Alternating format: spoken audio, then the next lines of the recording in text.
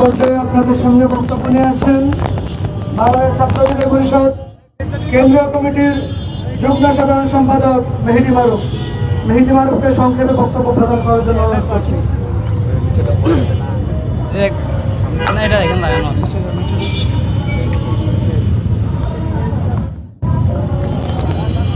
বিসমিল্লাহির রহমানির রহিম। আজকের এই প্রোগ্রামে উপস্থিত আমাদের ছাত্র অধিকার পরিষদের নেতৃবৃন্দ, বিভিন্ন ইউনিটের নেতৃবৃন্দ, উপস্থিত সাংবাদিক বন্ধুরা, সবাইকে বাংলাদেশ ছাত্র অধিকার পরিষদের পক্ষ থেকে আন্তরিক শুভেচ্ছা অভিনন্দন জানাচ্ছি। সাংবাদিক বন্ধুরা, আপনারা সকলেই অবগত আছেন যে গতকাল চট্টগ্রামে গ্রেপ্তারজনক ঘটনা ঘটেছে।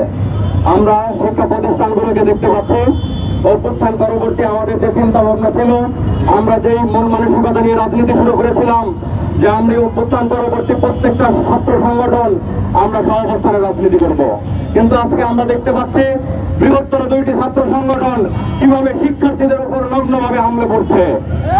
আমরা স্পষ্টত দেখতে পাচ্ছি অভ্যুত্থানের পরে শিবির নামক একটি সংগঠন, যে সংগঠন বাংলাদেশের রাজনীতিতে বিষ বাষ্প ছড়িয়ে দিয়েছে। আপনারা সোশ্যাল মিডিয়াতে গেলে দেখবেন সেখানে বিভিন্ন মানুষকে কি কুরুচিপূর্ণ ভাষায় গালাগালি করা হয়। এই যে রাজনৈতিক চর্চা আপনারা করছেন, মানুষের মধ্যে এই রাজনৈতিক চর্চা ছড়িয়ে দিচ্ছেন, এটার মাধ্যমে বাংলাদেশের রাজনীতিকে আপনারা দূষিত করছেন। আজকে যে দুইটি দল, ছাত্র দল এবং ছাত্র শিবির চট্টগ্রাম বিশ্ববিদ্যালয়ে সহিংস ঘটনা ঘটিয়েছে, আমরা 2001 থেকে 6-এর ঘটনা ভুলে যাই নাই। তৎকালীন সময়ে আপনারা বিএনপি এবং জামাত একসাথে জুড়েছিলেন, কিন্তু ক্যাম্পাসগুলোতে আপনারা লাশের বন্যা বয়ে দিয়েছেন, রক্তের বন্যা বয়ে দিয়েছেন। আজকে আমরা সংসদে দেখতে পাচ্ছি আপনারা মুখোমুখি অবস্থানে আছেন, একজন সরকারি দল আর একজন বিরোধী দল। সেই অবস্থায় আজকে দুইটি ছাত্র সংগঠন প্রত্যেকটা ক্যাম্পাস নিয়ন্ত্রণ করার চেষ্টা করছে। আমরা স্পষ্টত বলছি, আপনারা যদি এইভাবে ক্যাম্পাসগুলোকে উত্তপ্ত করার চেষ্টা করেন এবং ক্যাম্পাসের শিক্ষার্থীদের ওপর, সাধারণ শিক্ষার্থীদের নামে আপনারা যে সাবোটাজ করা শুরু করেছেন, এগুলোকে আমরা শিক্ষার্থীদের সাথে নিয়ে আপনাদেরকে প্রতিহত করব। আমরা স্পষ্ট ভাষায় বলছি, বর্তমান সরকার যারা দায়িত্বে আছেন, বিভিন্ন ক্যাম্পাসগুলোকে কিভাবে নিরাপত্তা দিতে হয় এবং বাংলাদেশের মানুষের নিরাপত্তা আপনাদেরকে নিশ্চিত করতে হবে। আমরা আপনাদেরকে ভোট দিয়ে নির্বাচিত করেছি, এর মানে এই নয় কালকে একজন মায়ের বুক খালি হবে, কালকে আরেকজন বাবার কাঁধে লাশ উঠবে। এইভাবে কোন শিক্ষা প্রতিষ্ঠান চলতে পারে না। আমরা স্পষ্টত বলছি, এখন থেকে ছাত্র দল এবং ছাত্র শিবির ভাই ব্রাদার, আপনাদের প্রতি আমাদের উদাত্ত আহ্বান থাকবে। আপনারা বৃহত্তর সংগঠন, আমরা আমাদের জায়গা থেকে আপনাদেরকে শ্রদ্ধা, সম্মান, ভালোবাসা প্রদর্শন করি, কিন্তু পারস্পরিক সহাবস্থানের যে রাজনীতি, এই রাজনীতি আপনারা ভুলণ্ঠিত করবেন না। ক্যাম্পাসের শিক্ষার সুষ্ঠু পরিবেশ এবং ক্যাম্পাসে যে স্বাভাবিক ছাত্র রাজনীতি প্রতিষ্ঠা হয়, সেই জায়গায় আপনারা ভূমিকা পালন করুন। শিক্ষার্থীরা আপনাদেরকে সহযোগিতা করবে।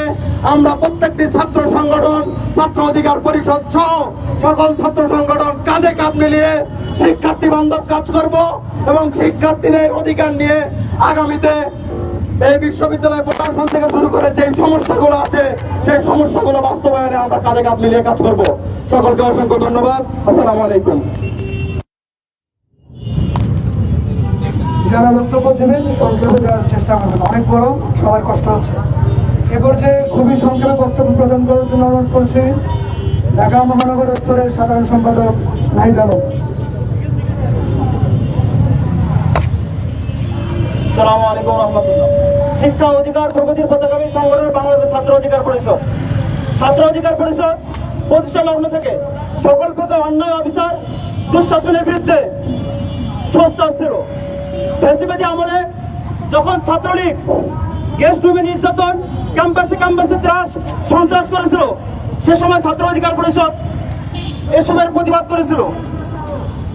আপনারা যখন ক্যাম্পাসে অবস্থান করতে পারেননি, ছাত্রলীগের লুঙ্গির নিচে ছিলেন, ছাত্রলীগের কমিটি থেকে আপনারা যখন ক্যাম্পাসে সিট বরাদ্দ নিয়েছিলেন, সে সময় ছাত্র অধিকার পরিষদ আন্দোলন করেছিল, ছাত্র অধিকার পরিষদ অন্যায়ের প্রতিবাদ করেছিল। আপনারা আজকে জুলাই বিপ্লবের পরবর্তী সময়ে এই 2000 ভাইয়ের রক্তের বিনিময়ে যে নতুন বাংলাদেশ পেয়েছি, যে নতুন ক্যাম্পাস পেয়েছি, যে বন্ধুত্বপূর্ণ সহাবস্থানের ক্যাম্পাস পেয়েছি, করতেছি, সে ক্যাম্পাসে এসে আপনারা আপনাদের পেশি শক্তি প্রদর্শন করবেন। নিজেদের মধ্যে সরকারি দলের ছাত্র সংগঠন এবং বিরোধী দলের ছাত্র সংগঠন আপনারা ক্যাম্পাসে ত্রাসের রাজত্ব করবেন, এটা আমরা চাই না। আমরা আপনাদের প্রতি আহ্বান